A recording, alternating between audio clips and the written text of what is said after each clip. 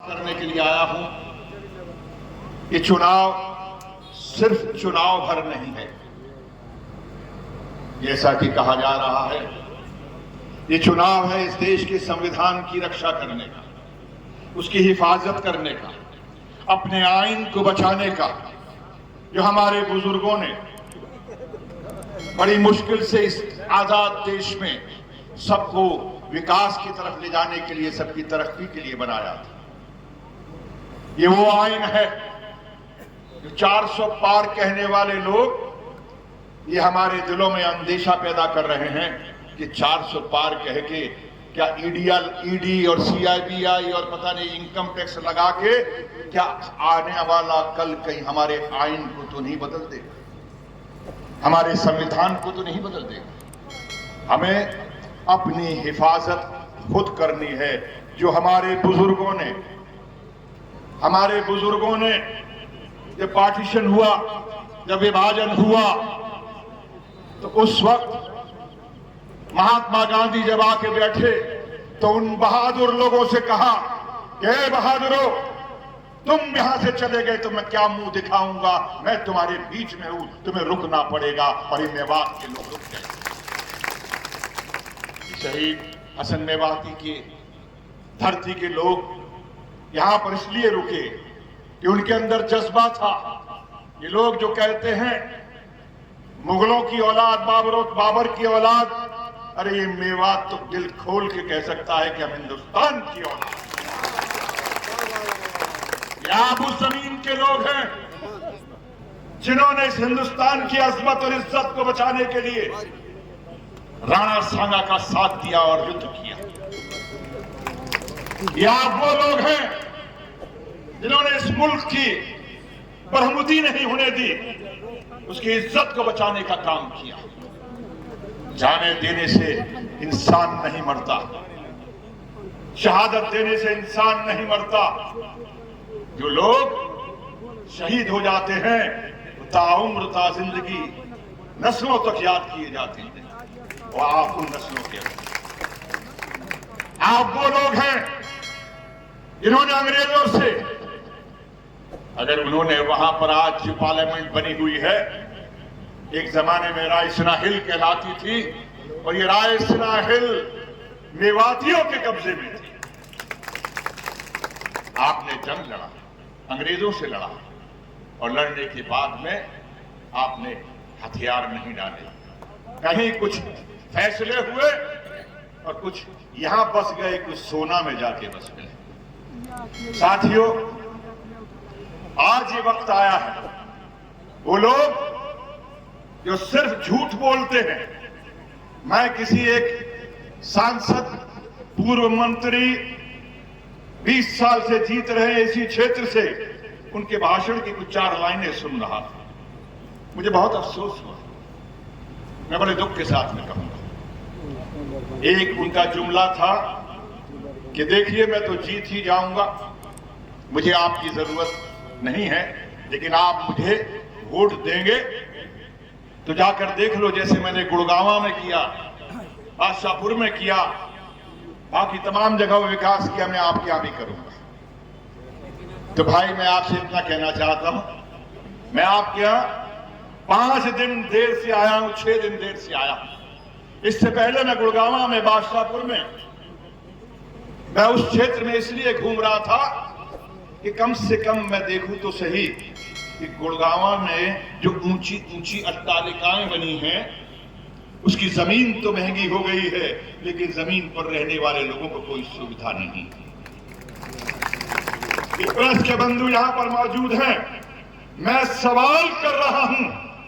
उन्होंने ये कहा कि देखो मेरा क्या विकास किया है मैंने, तो मैं उनके विकास के लिए पूछना चाहता हूं, मुझे बताएं ये ऐसा कौन सा विकास है कि आपके गुड़गांव का बस स्टैंड खड़ा हुआ है, टूटा पड़ा हुआ है, और आप उसको नहीं ठीक करवा सके 10 साल। यह आपका कौन सा विकास है कि वहां का जो अस्पताल है वो टूटा हुआ है मरीजों के लिए, आप वहां पर कौन सा आपने विकास किया? मैं पूछना चाहता हूं, शीतला माता के मंदिर आज भी उसी हालात में है। आपने क्या विकास किया है? 10 साल यहां और 10 साल हमारे यहां से रहे। अगर ये विकास है आपका, और उनके विकास के बारे में सुन लीजिए, ये मैं तोहमत नहीं, मैं सिर्फ आंखों देखा हाल बता रहा हूं, जो लोगों की जुबानी है मैं आप तक पहुंचा रहा हूं। वहां की बिल्डिंगों में रहने वाले लोग, पुराने गुड़गांव में रहने वाले लोग, बादशाहपुर में रहने वाले लोग ये कहते हैं कि कूड़ा उठाने के लिए यहाँ पर कोई निगम नहीं आता, हमें अपने पैसे देकर कूड़ा उठाना पड़ता है और कूड़ा फेंकवाना पड़ता है। अरे ऐसा विकास है? ये मंत्री बनने का ये आपने सबब दिया? जिनका वोट लिया आपने उनको ये सबब दिया? और तो और जब यहाँ पर इतनी बड़ी विपदा आई थी, जब यहाँ पर कोविड हुआ था, तो कभी आपके घर वाले कहते थे, जब मरीज गरीब आपसे इमदाद मांगने के लिए जाता था कि मुझे मदद कीजिए, ये आपने विकास किया? ये था आपका विकास? अगर ऐसा विकास है तो मेवात के लोगों में आपसे कहना चाहता हूं, आप गलत फहमी में हैं। सिर्फ मुसलमान मेवाती नहीं है, मेवात में रहने वाला हिंदू भी मेवाती है। आज मेवात में अगर विकास होता है, अगर गुड़गांव में विकास होता है, अगर गुड़गांव में बस स्टेशन बनता है, अगर गुड़गांव के अंदर अस्पताल बनता है, अगर यहाँ पर यूनिवर्सिटी बनती है, अगर यहाँ पर 4 लेन बनता है, तो मैं पूछना चाहूंगा, 4 बार के सांसद या 5 बार के सांसद रह के कई बार मंत्री बनने के बावजूद अभी तक अब राजा ही है, नीचे देखते नहीं कि प्रजा भी जिंदा है या नहीं? अरे हम तो बहुत मामूली आदमी है भाई, हमें तो आपने कह दिया मनोरंजन करने वाला है। चलिए हम आपका शुक्रिया कहते हैं, कम से कम आपने इतना तो एहसास किया कि हम टैलेंटेड हैं, काबिल हैं, हम लोगों का मनोरंजन कर सकते हैं। लेकिन आपने क्या किया? आपने लोगों की आंखों में आंसू भरे। आज 18 और 20 साल का बच्चा गुड़गांव में खड़े होकर यह कहता है, जाइए किसी से जाके पूछ लीजिएगा, 18 साल के बच्चे को नहीं मालूम, 20 साल के बच्चे को नहीं मालूम कि उसके सांसद की शक्ल क्या है, क्योंकि कभी आए ही नहीं, ना किसी दुख में, ना गुड़गांव गए, ना बादशाहपुर गए, ना किसी के सुख में, ना शादी में। लेकिन कोई अगर कार्ड लेकर पहुंचा तो दुष्कार दिया गया, तुम्हें पता तो है मैं आता नहीं। ऐसा कौन सा राजा है भाई? वो जमाने खत्म हो गए राजाओं के, अब प्रजा का जमाना है। और दोस्तों, हमने सारी जिंदगी जमीन पर काटी है, और जमीन वालों ने एक राजकुमार को राजबब्बर बनाकर आपके सामने पेश किया। मेरे घर वाले, हम छोटे से घर में रहते थे, वहीं रह जाते। मैं गया, पता नहीं किसकी दुआओं का असर था, बंबई में मुझे वो इज्जत और प्यार दिया, मैं लोगों के दिलों में घर बसा। मैं 25 साल 26 साल सांसद रहा, मैं आगरा में रहा, मेरे दादा रेलवे के बंगले में रहते थे, मेरे पिता रेलवे के क्वार्टर में रहते थे। हमने वहां पर इमारतें या मकान या दीवारें या जमीनें नहीं खरीदी, लेकिन हमने आगरा की लोगों के दिलों में राजबब्बर ने अपना घर बनाया 25 साल। ये बात किराए की नहीं। आज भी वो परिवार के बच्चे यहाँ पर कहते हैं, अंकल ये घर आपका है।